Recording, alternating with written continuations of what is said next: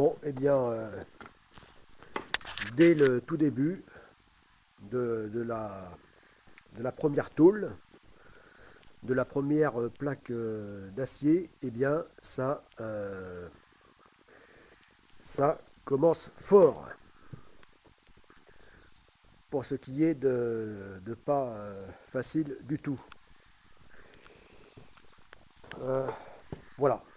Donc, même avec les formats de tôle les plus petits et légers, hein, qui sont ces tôles donc de 1 mètre sur 2, ces plaques d'acier de 1 mètre sur 2 pour 50 kg, eh bien, je n'arrive pas du tout à les manipuler pour les hisser donc au-dessus de la structure. Voilà, même par la partie a priori la plus facile, par le tableau arrière. Euh, donc au moyen donc de support pour faire glisser comme ça en poussant et puis en basculer donc sur la structure du pont, eh bien même ça c'est impossible à faire ça tout seul avec ces petits bras musclés, mais là on peut vraiment dire fragile, devenu fragile, du moins pour le bras droit suite à cet accident grave. Le strict workout, il y a maintenant exactement 1 an. Voilà. Non, c'était même hier. Hier, jour pour jour, ça fait exactement 1 an. Voilà.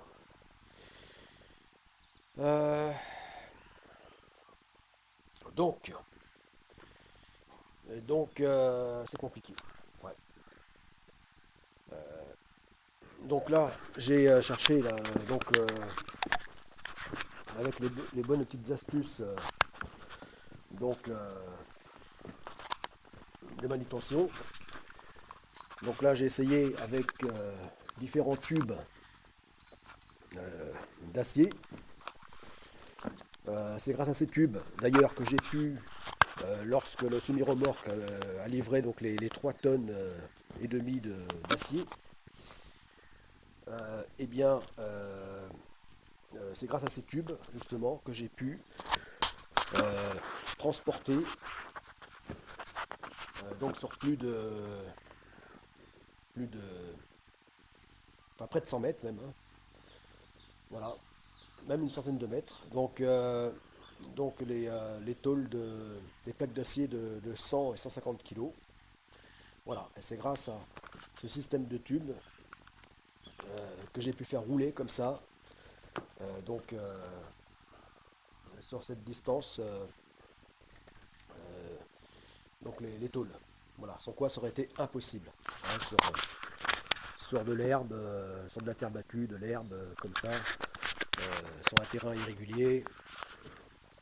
Voilà, ça aurait été impossible autrement, donc sans moyens mécaniques, et sans l'aide d'autres personnes, hein, de qui que ce soit. Voilà. Et donc là, je pensais, eh bien, toujours à l'aide de ces tubes, eh bien, là, je pensais, en les posant comme ça, eh bien, de pouvoir, selon le même principe, eh bien, donc, pousser la tôle, les tôles. Voilà. Seulement entre la théorie et la pratique, euh, il y a, il y a un monde, il y a un immense écart. Donc,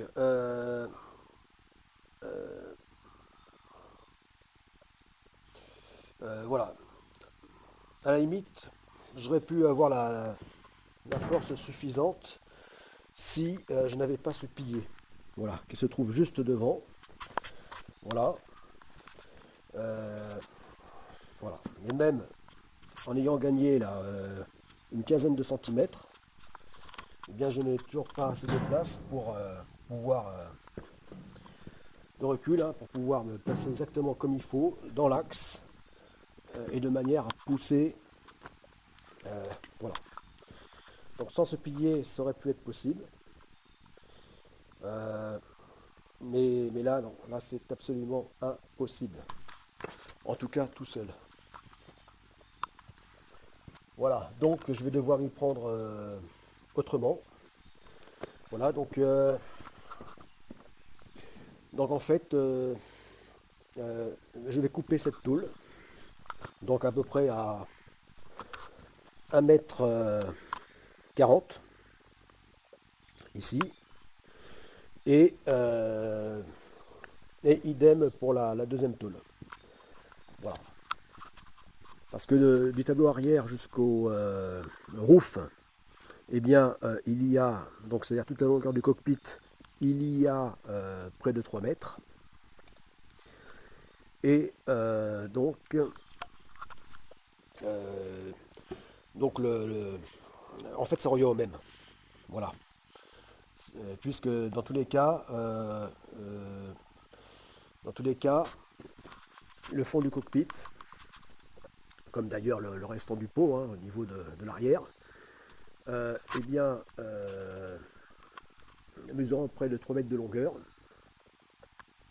eh bien, nécessitait donc le, le, le- donc deux tôles. Voilà. Donc, parce que le but, c'est de trouver un bon compromis donc dans cette chaudronnerie, un bon compromis. Euh, enfin, normalement, c'est comme ça que l'on fait. Donc, entre manipuler des tôles pas trop lourdes, manipulables, mais pas trop petites non plus, de manière à limiter la quantité de soudure à faire. Voilà. Alors, en fonction du contexte, hein, de ses moyens, tout ça, c'est de trouver le meilleur compromis possible. Voilà. Mais là, finalement, peu importe la longueur où je couperai la tôle, ça ne change rien puisque de toute façon, il y avait nécessité euh, de faire donc un assemblage. Voilà, sur la longueur des 3 mètres, dans tous les cas, un assemblage. Voilà. Donc par exemple là, eh bien, je comptais utiliser la tôle en entier, la plaque là, donc sur ces 2 mètres, et compléter donc pour atteindre donc les 3 mètres, eh bien compléter par une, une seconde tôle que j'aurais coupée donc au milieu. Euh, et voilà. Bon bah du coup, euh, ne pouvant donc hisser donc cette tôle, eh bien je vais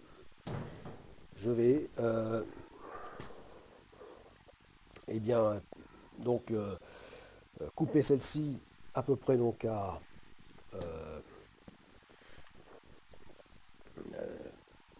donc comme je disais 1 m 40. Voilà, à peu près aux 3 quarts. Et pareil pour la suivante. Et comme ça, eh bien, ça fera donc la longueur des 3 mètres. Voilà. Voilà, en fait, ça ne change rien. Donc je ne vais pas m'en priver. Voilà. Ainsi, le poids passera de ces 50 kg, trop lourd dans ces conditions, à 36 kg. Voilà. Ce qui changera la donne. Là, je pense que 36 kg, j'aurai pas trop de difficultés donc à faire la même manipulation. Voilà.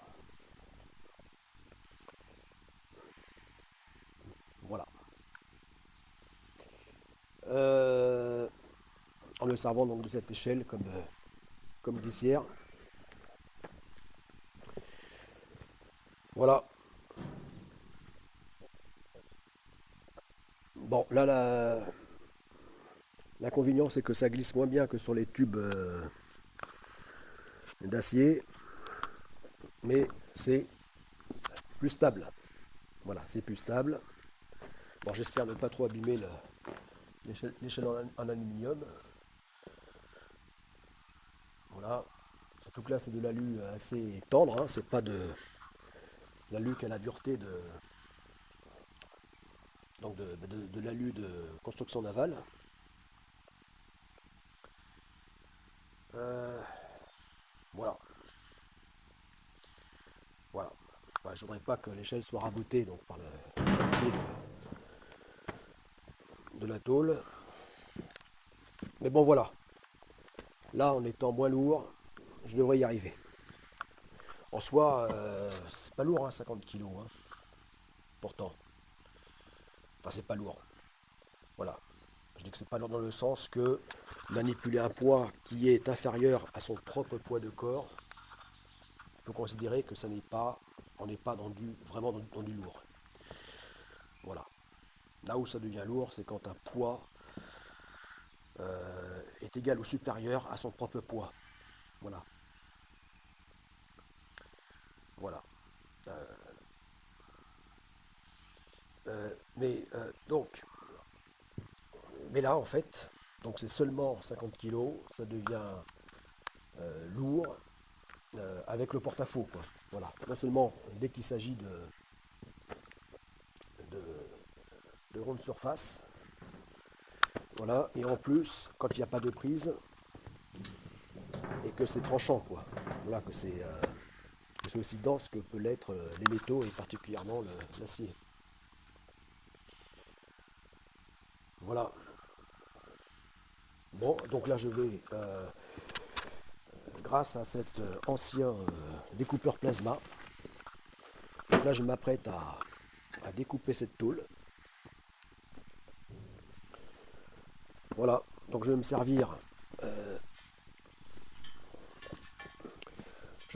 donc de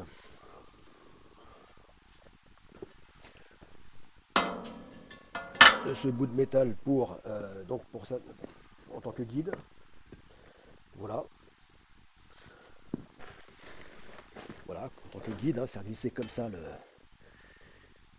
découpeur plasma. Voilà.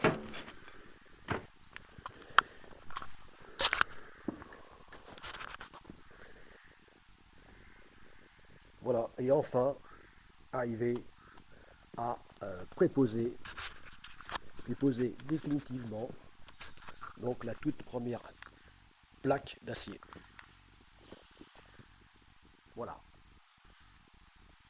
Qui donc marquera donc la nouvelle étape de construction donc de Godessarc 1.